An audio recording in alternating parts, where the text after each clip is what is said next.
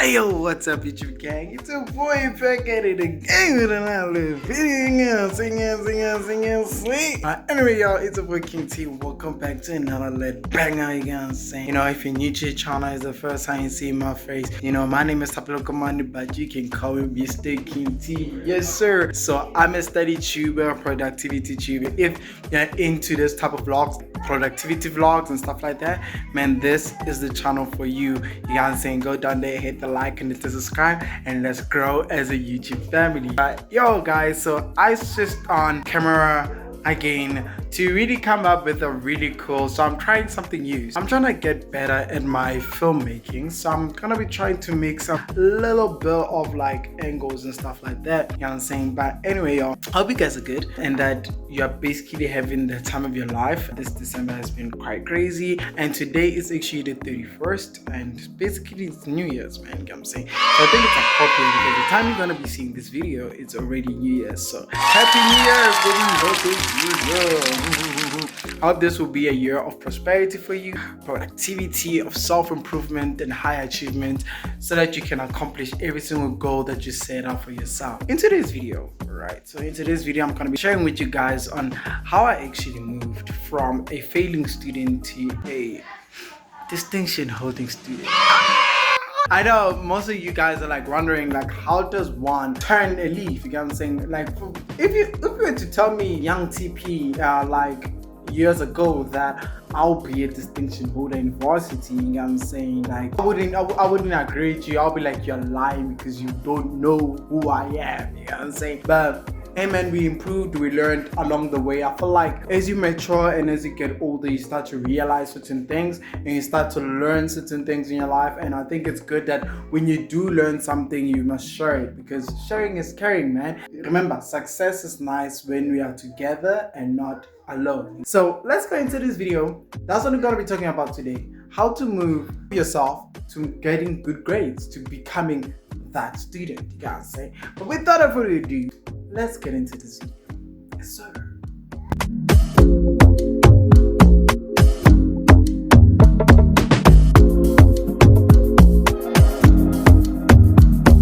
So before we start, so what gives me the right to even start to say this? Because most of the time, you know, we want to share advice, but then what gives somebody the credibility or the ability to actually share certain things? Well, let me take you back a little bit, okay? Let's just turn back the wheel a little bit to the first on when this actually started to happen and what gives me the right to even say this. So for me, if you don't know my past, right? If you have been a long time faithful member of my channel, you will know that I'm an upgrading student, right? So I upgraded my matric in 2 years, right?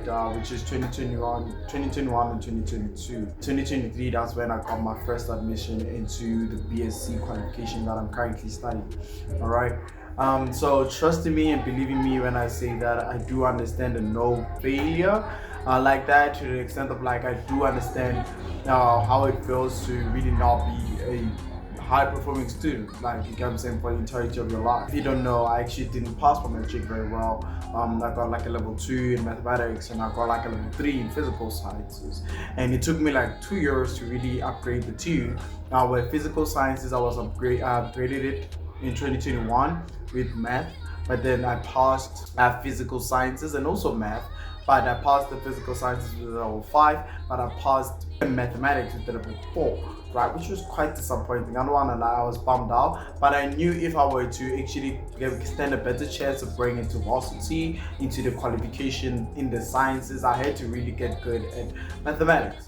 So that's when I decided to go back again to retry and rewrite mathematics, but also now including life sciences, right? So I rewrote life sciences and mathematics in 2022, and luckily for me, I was able to get level 5s on both mathematics and level 5 and on both mathematics and life sciences, right? I think mathematics it was like a 67%, and I mean mathematics it was a 67%, and life sciences it was a 68%, if I can recall very well. Then that's when I actually got my admission into BSc zoology and botany.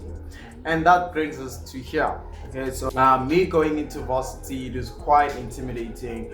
For the sole reason of like it took me so long for me to actually go into an academic space that took others like just 1 year of their matric and getting it in one try, getting into the qualification they dreamed of. You know, for them it wasn't even forced, it was nothing of like they qualified to go in with no problem.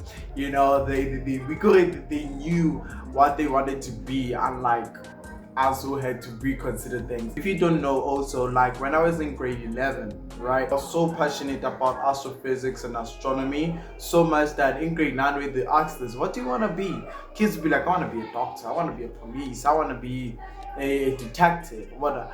But I was the only one in the whole class. Even my teachers just asked me, like, wow, like what is that? You know, and I had to explain what astronomy is, you know, because it's not something that a lot of kids really dream to become. Astrophysics, I feel like it's only for the nerds, for those ones who are people who really watch Star Wars and Star Trek from beginning to end, are just sci-fi geeks and stuff like that. So yeah, man. And unfortunately, when I got into grade 10, everything started to go down. You know, started to go down. And after that, I started doing bad in mathematics, did bad in mathematics and stuff like that. So much that in grade 11, I had to really take that harsh decision of like, what is my next best thing? Well, I love animals, you know, I just love nature and animals. So I was like, okay, let me go for marine biology, right? Which is the next best thing. And I feel like a lot of biologists actually wanted to be marine biologists before they chose biology for some reason. But yeah, so obviously I was like, okay, I want to be a marine biologist. Okay, cool, because that was like the next best thing to being astronomy and astrophysics, right? And then I got to grade 12 went bad, COVID hit. Yeah, COVID hit. It's like God was like, yeah, you're not gonna get it in the first try, fam. Like you're not gonna get it in the first try. It was really a hectic year, but we pulled through 2020. Was able to pass my matric. Not well, not impressive, just pass it, and I passed it, and that's what I went to go rewrite. And I won't lie, those were the best decisions I've ever taken. I don't regret ever going to go rewrite my matric and stuff like that, because if it wasn't for that, I wouldn't be where I am today. You know what I'm saying? Like who I am right now is because of those past decisions, right? And then I went into varsity, so I knew that going into varsity it was gonna be quite a step up, because obviously I needed to prove to myself that I'll be able to do this thing with not relying on another person, you get what I'm saying, and stuff like that, because I knew I was going into a space that is very competitive, first of all, because as I'm saying that you'll be sitting with a top student in their class, you know, you'll be sitting amongst in the classroom amongst the brightest people in the country, right? And you are just gonna be amongst them. And so it was quite intimidating for an upgrading student to go into that kind of setting, because of that thing of like you always have that imposter syndrome that you don't really deserve to be in a particular place because of your grades and stuff like that, you know. But one thing I like about like the first year seminar, through the lecturers speaking to us, you know, they really told us one thing, like it doesn't matter if you're a top achieving student from high school or a mediocre student from high school. When you're here, we are starting from the beginning, and only thing that matters is here what you do now. And that if you're sitting here with that person that got level 7s or whatever, and you are both in the same lecture hall and taking the same module, taking the same subject, it means that you guys are of the same level. You deserve to be there as much as they deserve to be there. It doesn't matter if you got in with a level 7 or you got in with a level 5 or a level 6. The only thing that matters is right now and right here, right? We're gonna see. This is where a lot of people actually start to realize what they're good at and what they're not good at. So don't be intimidated. So I really liked that, and I was really motivated by the mathematics tutor, who was actually a student who was studying PhD in mathematics. She gave us a little pep talk, you know, and she was like, forget about your distinctions, forget about your grades in high school. They don't matter. They won't help you in any way. They won't help you in any way. They helped you to get into this, to gain the spot that you have gained, but it doesn't help you in anything else. You get what I'm saying? Now we are starting, this is where everything starts to rebuild again. We are starting a new race, a totally different race than the race that we are used to in high school, right? So yeah, man, I won't lie, after hearing that, also through my teacher, Senkosi, like I won't lie, that man really gave me wisdom beyond anything, and I'm truly am indebted to that because the wisdom that he shared and the confidence that he has given me in myself and my capabilities is beyond any measure. And I feel like that's one thing about the education system that we lack. That the teachers that we lack is that as a teacher, you're not just there to teach, but to also be a mentor and to guide students to actually making good decisions about their life and not just throwing them and be like, it's fine. We'll just focus on this one individual that we see that has a future, but then through like teachers like Senkosi, not wanna lie, like they really, really help the nation in a way that really will make STEM to be more accessible to everybody and not for the select few, right? And stuff like that. So yeah, man, I don't wanna lie, the imposter syndrome did kind of get me. So that's why I'm saying to you, like I really do understand failure and not being able to do your best in academia, even though you are well intentioned to doing well, but you can't do well in that, right? So I do understand like the pressure of actually going into that kind of situation. But what did I do to really turn a leaf to change the situation that I was in? Well, first of all, I feel like for me, I was just blessed with the people that surrounded me, because there was just one concept in my life that really replayed in my life that really changed the trajectory of my life on like who am I gonna become in the near future. So when I was in grade 7, right, I had this mathematics teacher.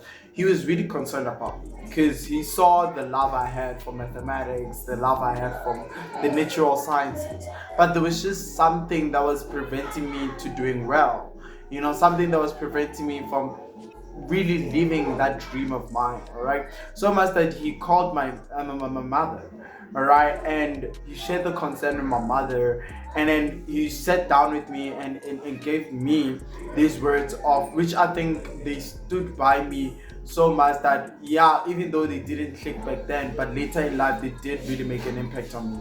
So he was like to me, Tapiri, you are really capable of doing anything that you set your mind to. The only thing that you need to realize that in order for you to achieve anything in your life, you really need to wake up to work like a slave. We are not all gifted the same hand when we are raised in this world, but then even though we are not given the same hands when we are raised in this world, right, we can make our situations better, right? And he shared this basically this quote with me, and he was like, you must work like a slave to live like a king. And I feel like after hearing that and also hearing the home language version of that, which is to beraka jaka lekgoba go nna jaka kgosi. So for me, that really impacted me in such a way that really switched up my brain to be like, you know what, I can really, really, really become whatever I want to be if I only willing to work like a slave so that I can live like a king. All right, and I feel like that is where I'm going into my first point of this video, right?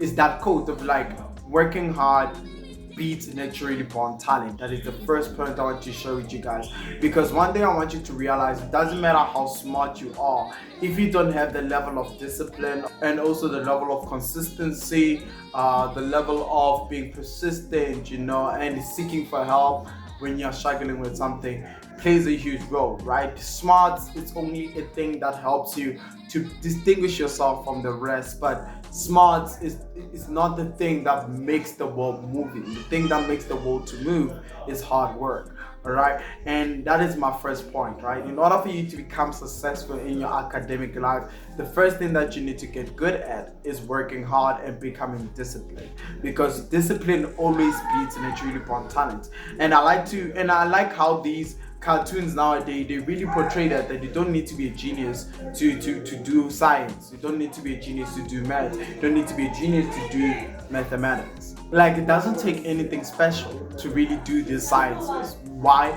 So your brain is an organ that can be trained to really think in a particular way.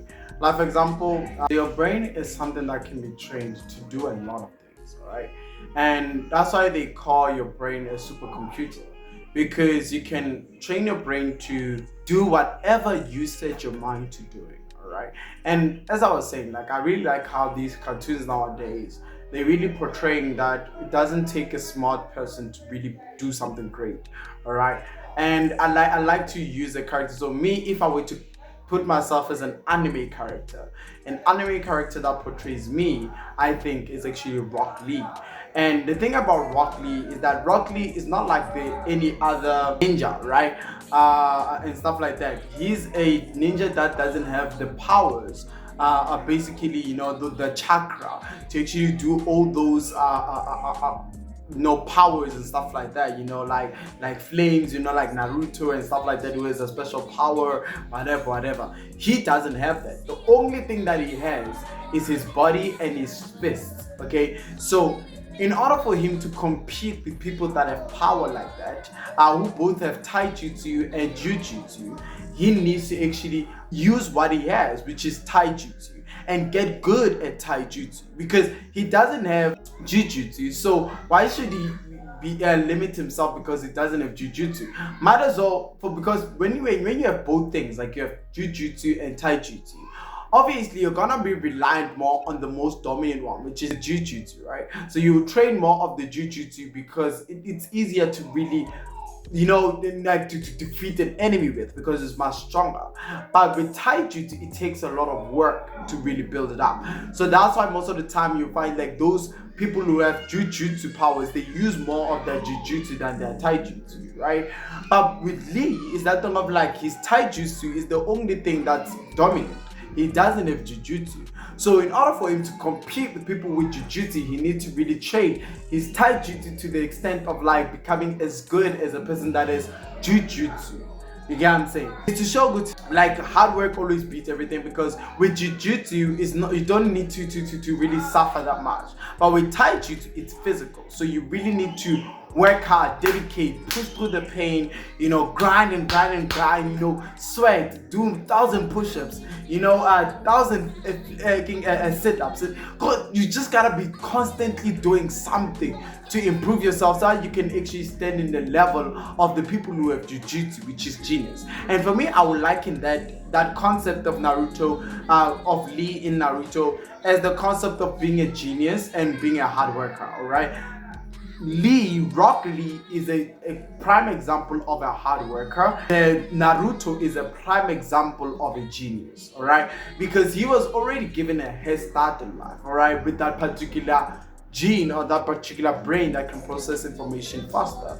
But with Lee doesn't have that ability. He's not given that heads up in life. So what he has to do is that he has to work with what he has been given, which is what? The taijutsu, and get better at taijutsu more than a person that has both taijutsu and jujutsu. You get what I'm saying? So that he may be able to compete with those type of people. You get what I'm saying? So the same thing. So that's what I'm saying with like, it doesn't take anything special for you to do mathematics, to do chemistry, or to do physical sciences. The only thing I think that these subjects require of you is that they need you to dedicate time for them, put in the work, and everything will be okay. So the first point right now that I want to give to you is that I want you to work like a slave to live like a king. So hard work is a really key factor in order for you to really do good in your academics, either in high school or varsity. All right, so that is the first thing. Work like a slave to live like a king. That is my first point. The other tip I will give you guys on like how did I change my situation, right? Because remember, I got a level 3 mathematics, I got a level 4 in physical sciences. There was no way that Tapelo was gonna be able to do good in varsity. What changed for TP? My mindset. Your mind is the key to everything, guys. And as I was reading this book called The Mind for Numbers and the successful way of learning, which is make it stick, there's one concept that they kept on reiterating. The difference between an average student and a top achieving student is that a top achieving student has already conditioned their brain to absorbing information way easier.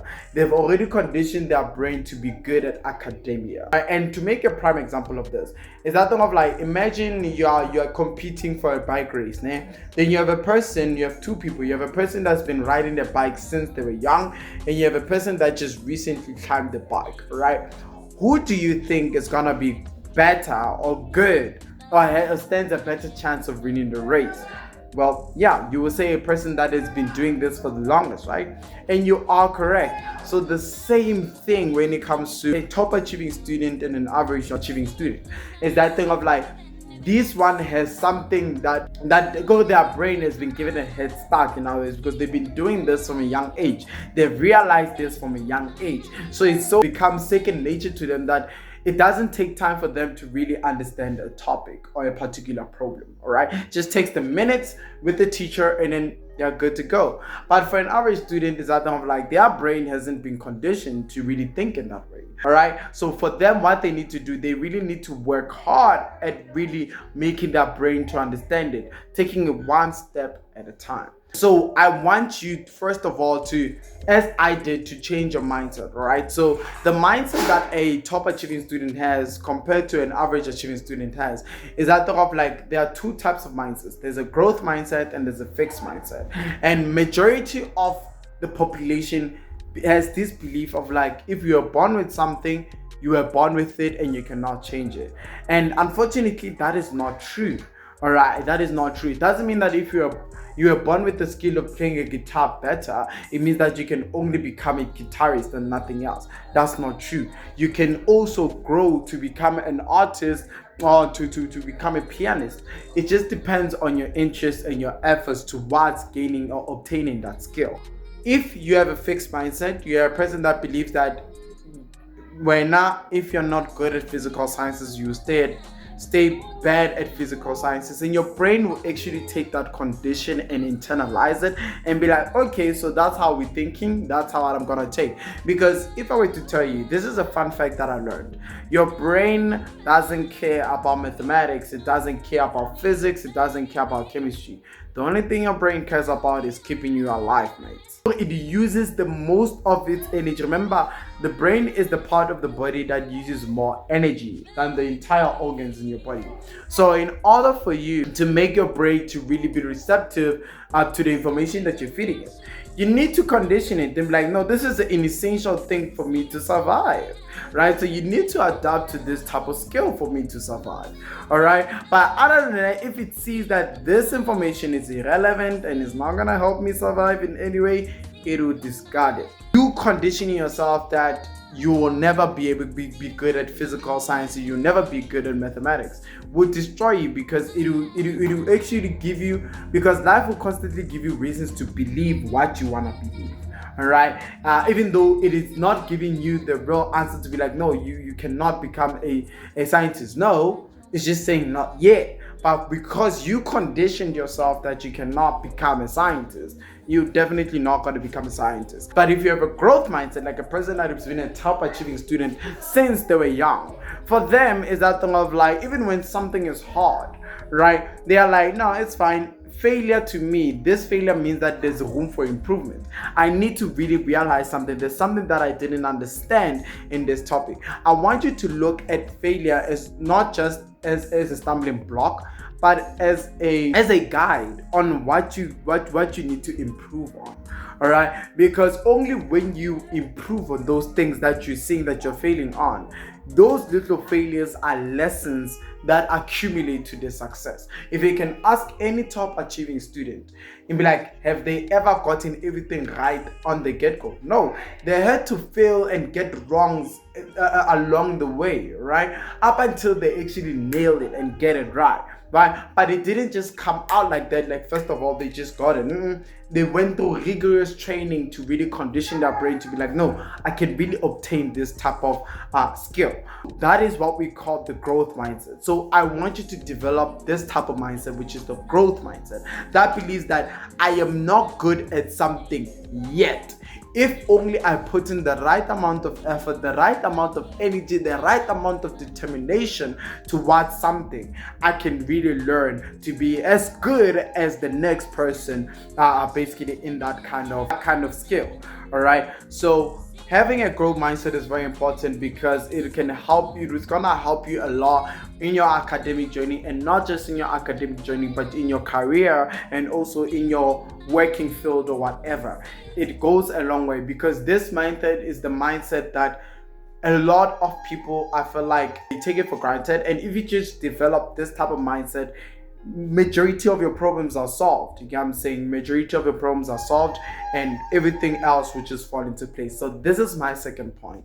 Develop a growth mindset, which is a mindset that says that I am not good at something yet. With the right amount of effort, I can really improve my state of understanding that organic chemistry mechanism, that integral, that disc and washer method, or the Feynman technique. Whatever it is, you can get good at it with practice and persistence and determination. The other point I also want to share is that when you're in varsity, you get people who are very smart. Honestly, like even to me, like even when you look at when I look at my friends' statements, like it's really horrific that somebody can actually get seven distinctions like that, like sevens out of seven sevens. You can let that sink in. Seven sevens. Oh, I don't want to lie, that is kind of like daunting, and then that's when you actually get the imposter syndrome, right? Of like, do I really belong to be here? Because this man right here has seven sevens, and me now I have five. You guys say like, me now am I really capable of doing this thing? And it's justified. Why would you think that, right? But one thing I want to tell you is that not one thing I want to tell you, but something that I really learned by watching a lot of study tubers, motivational speakers. You are the average of the people you spend your time with, or you are the average of the content you consume. The type of content that you consume influences the kind of person you're gonna be, or the type of brain that you're gonna get. If you're a person that watches anime every single freaking day, though nothing that will be ringing in here but cartoons and anime and Goku and Rock Lee, right? But if you're a person that constantly is looking at equations every freaking day, every single day, your brain will think about nothing else but that integral. Whatever content you spend your most time on is the type of content that influences who you will become or who you will be. All right, and the same goes with the people that you keep around. If you want to become a top achieving student, it doesn't really make sense for you to be hanging around with the person that doesn't really give a dime about their academic success. The only time I think I even started to get good grades is because I started going into a place where a lot of people want academic success. You know what I'm saying? And the type of friends that became my friends are people that were academically driven. And that assisted in a big way because we're only motivating each other with good positive things, which is to get good grades, to be good at this subject, to really get that distinction at the end of the day. And yes, you may be working hard, you may be maybe having that growth mindset, and stuff like that. But what kind of company are you keeping around? Because that also influences the result that you're gonna get. Remember, the result that you get at the end is an accumulation of the actions that you have made throughout the journey towards that particular outcome. Is what I'm saying. That's why we basically call it a system when you go into the book called Atomic Habits, right? They're like, a system is a thing that leads you to a particular outcome. It's better to set systems and not outcomes or goals, basically. Because when you set out a goal, there are many ways to get to the goal, right? But we don't know which way leads to that exact goal, right?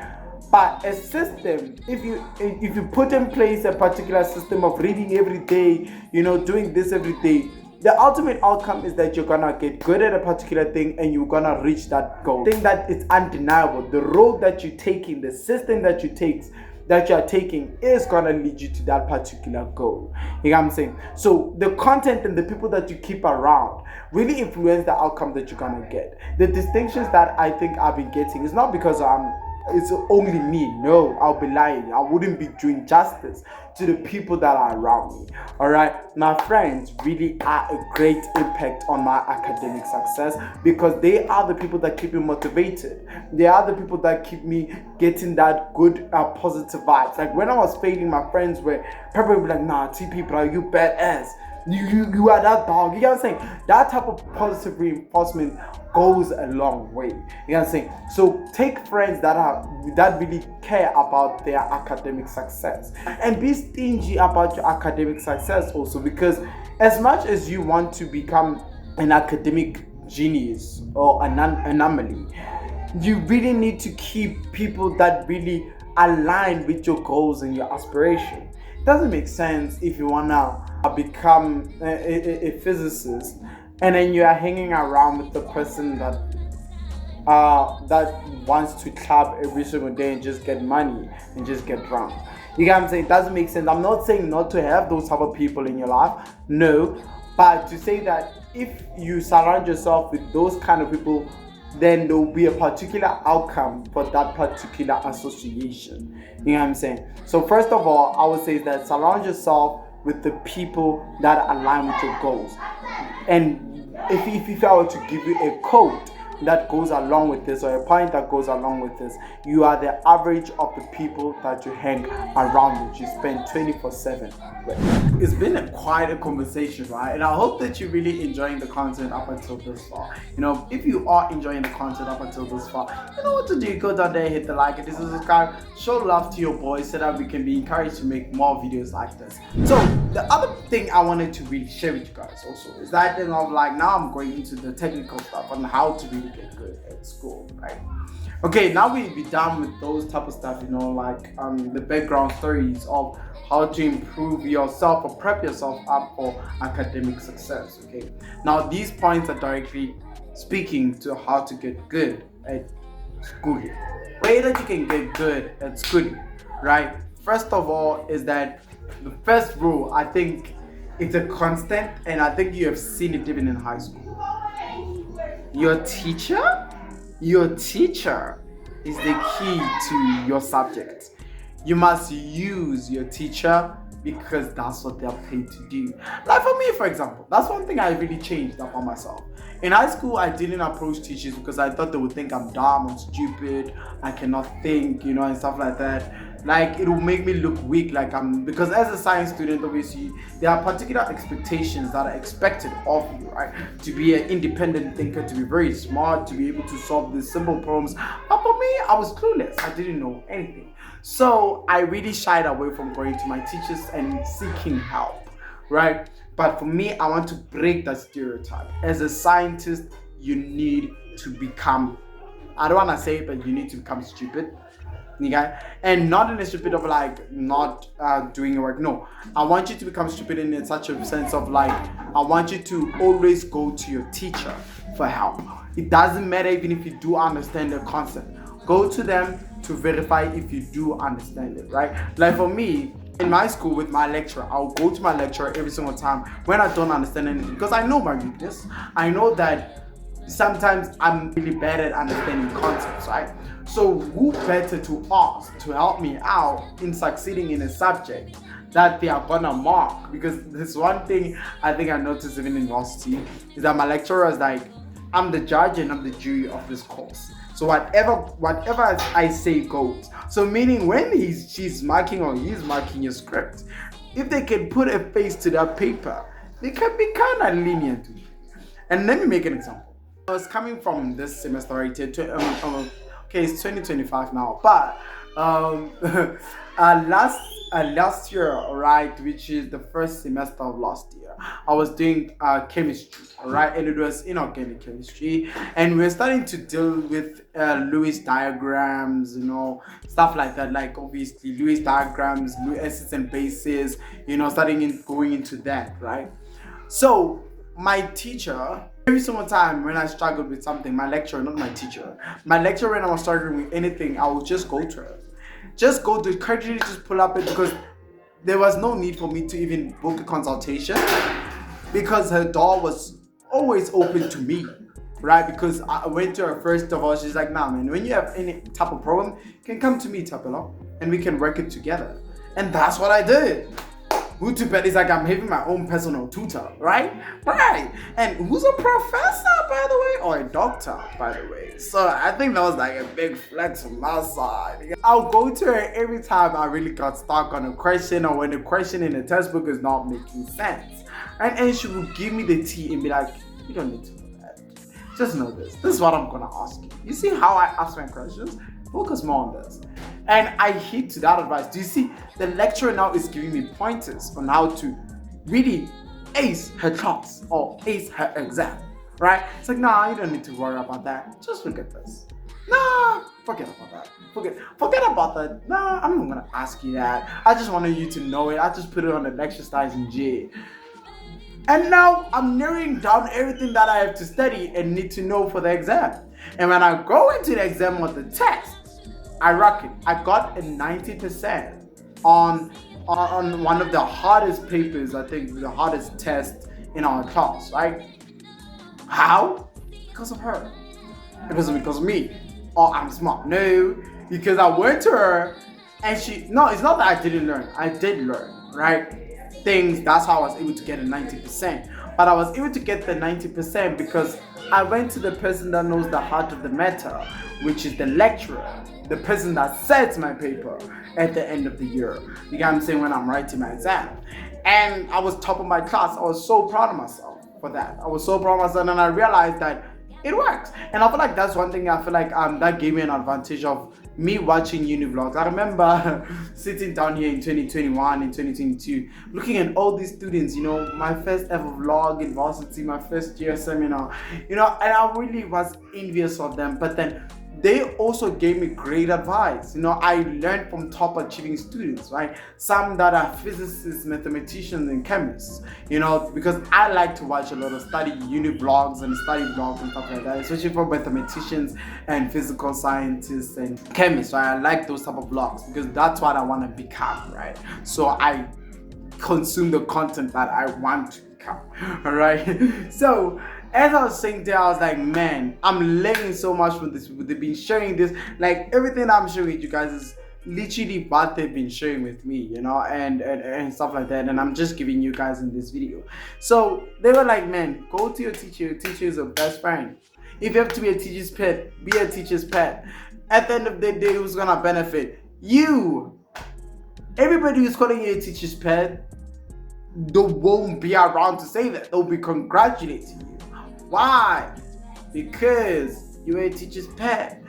I'm not becoming a teacher's pet. Obviously, that's wrong to say. But just become friends with your teacher. Because if you become friends with your teacher, trust me, there's only one ultimate outcome for you and that subject, and it's really to do good in that subject. Trust me. So your lecturer is very, very important, guys. So go and make friends with your lecturers or your teacher. If you're struggling with anything, go to them and seek for help. They are there to help you. You are paying so much money. The government is paying them so much money to help you out. So please utilize your teachers because they are the ones that know the heart of the tea, and they will give you whatever. And on her class, actually, that was like the highest mark I got in any chemistry class. I got an 84%, even in the exam. Like, it's so good to guys, like, in the exam it was pretty hard, right? But I was still able to get a score 86% in the exam. And then my average came out as an 84% for the entire module. You know what I'm saying? And I think that was just one of the most proudest moments of my life. And like me, a person that upgraded 2 times and 80s. Okay, I can see the 6, 75%. In varsity, that's a big flex on myself. I don't wanna lie. Bro, I was so proud of myself, and I still pat myself on the back for that because I realized that was the determining factor of like I am meant to become a scientist. So make your teachers your friend and utilize them because they are the best resource of information and help that you need to actually succeed in a particular subject. Second final a tip that I want to give you guys basically on how to ace your exams is that I want you to focus more on understanding more than just doing. I want you to focus more on understanding your subject more than getting good grades. And when I say understanding, I'm saying make room for failure and error. All right, you need to do a lot of errors, you need to doing your homeworks and stuff like that, so that you can make less errors going into an exam or going into a test. You know what I'm saying? So it's very important that you prioritize understanding over just doing. All right. And the best way of testing your understanding of a particular subject is by doing what? Questions. Keep going through questions, doing every single question and every single example. And how do you do an example? You will see most of the time in textbooks what they do is that they put a section explaining the concept to you. Then after they explain that particular concept, they put an example on how to utilize or how to apply that concept you just learned right now, right? And then after that, after putting that example question, then they put the solutions below. What I do, I cover up the solutions. I don't look at the solutions, I just look at the question. Then I write the question down, close the book, and try the question myself. I cannot just learn the concept, right? Yeah, now I understand the concept. Now let me try and apply that concept to this question. How can I see how the question is laid out that makes me to actually want to use that tool? You know, because one thing about maths, chemistry, and physics is that they are giving you tools to solve problems. So now you just gotta know on which situation can I apply this tool. In which situation can I apply this tool? In which situation can I apply this kind of tool? You know what I'm saying? So that is what is going to help you to do when you cover up the solution and look at the example question by yourself after going through the theory. All right? You are actually getting your brain to really grapple with the concept of like, what makes me to want to utilize this concept in this type of question? And there are key things that are in the question that spark that idea of like, why you should use that particular method in this particular program. All right. And after doing your own solutions, open the book and look at the worked out solutions and compare them. All right. And then as you compare them, you will see where your knowledge is lacking, and you will see now the concept actually starting to be clearer and clearer and clearer. You know, one thing I think that one of my lecturers did share, she was like, you know, becoming a student, the thing that makes a student is this, is that you are trying to remove yourself away from the fog of confusion in your brain. So when you're starting to learn something initially, there's a big fog in your brain, like literally can't see anything, right? But the more you keep on training your brain with that particular skill, the fog thins out. It thins out to an extent of like now it's crystal clear, and now you can see the concept very clear. And I want to make an example about this. Remember when you were learning solve for X, you were like, yo, solve for X, right? But now when you look at solve for X, it becomes like, yeah, solve for X, it's just a variable. But back then it was a fog, it was something scary. That's how it is most of the time. Main goal of a student is to remove themselves out of confusion, out from that fog, right? To clear out that fog and seeing the true idea behind that particular concept that they are learning. Alright, so I want you to prioritize more of understanding more than doing anything. And utilizing your book is the best way of triggering understanding more than just doing. Lecture slides are summaries. Your teacher's notes are summaries. Stop using your teacher's notes. I can't emphasize that enough. Because they are not teaching you, they are summarizing, they are clarifying something. Alright. The only thing that you need to do, open your book, go through the concept before class. Then when you go to class, the teacher clarifies the concept for you and makes it more manageable for you. Be like, focus on this, leave out this. Focus on this, leave out this. You know what I'm saying? So the best way of understanding, go through the theory, the book. You have a prescribed book for a reason, guys. Go through your book, do the book examples, understand the book, then go to your lecturer and lecture. After going to your lecture or your class, the teacher clarifies certain things, gives you hints that you didn't realize when you're reading the book, then you note them down. Then that's the best way of you to actually triggering understanding more than just doing. So the final thing I really want to show you guys, which I feel like is the most important thing, is that believe in yourself. You know, one thing that conquers every single thing academically is belief. your belief is imposed on you. All right. So if you develop a belief system that is so concrete beyond anything else, you know what I'm saying? That is so concrete beyond anything else. I want you to start believing that you're a scientist, to start believing that you are a mathematician, to start believing that you are a physicist. Because only by you starting to believe that you are something, you will definitely become something. Because there's this quote that says that everything starts out as a dream, but the more you work towards that dream becomes a reality. I want you to develop that. To be like, I want you to start manifesting things upon your life. You know, and I know many of you like, oh, Tabitha, you speak about manifestation. That is because this is more psychological than anything else. The reason why you do all this is to condition your brain. To be like, no, brain, I'm a physicist, I'm a mathematician. You know how many times I tell myself that I'm so good at mathematics that I cannot fail mathematics? You know how many times I say that to my brain? And I'm still telling myself that I'm good at mathematics, I'm good at chemistry, I'm good at physics. Okay, I'm bad at zoology. That's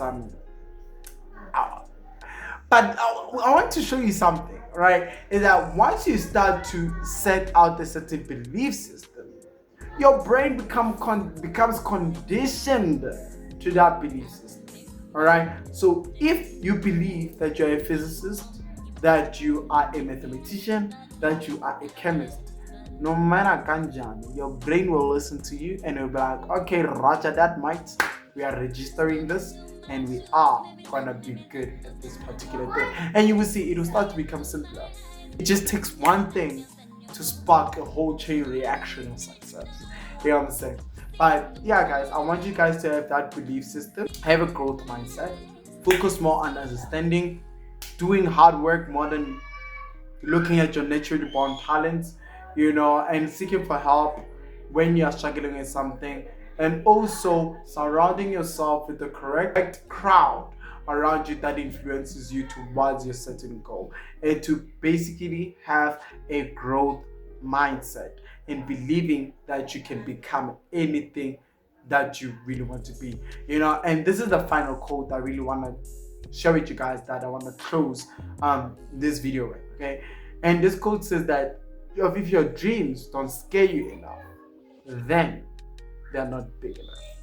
Dream big, not small. Because if your dreams are not big enough, they're not worth it at all. You know what I'm saying? So let's dream big, y'all, and let's go chase that academic success. But anyway, y'all, it's your boy King T. Thank you so much for watching this video up until this one. I hope you really enjoyed this video. If you did enjoy this video, give me a thumbs up and go down there, hit the like and hit the subscribe so we can grow as a YouTube family. If you still want to see more content like this, you know, go down the comment section, engage with the video. And then for me on my side, I'll catch you guys later on the next video. Happy New Year, everybody, and I'll catch you guys later on the next video. Yes, sir.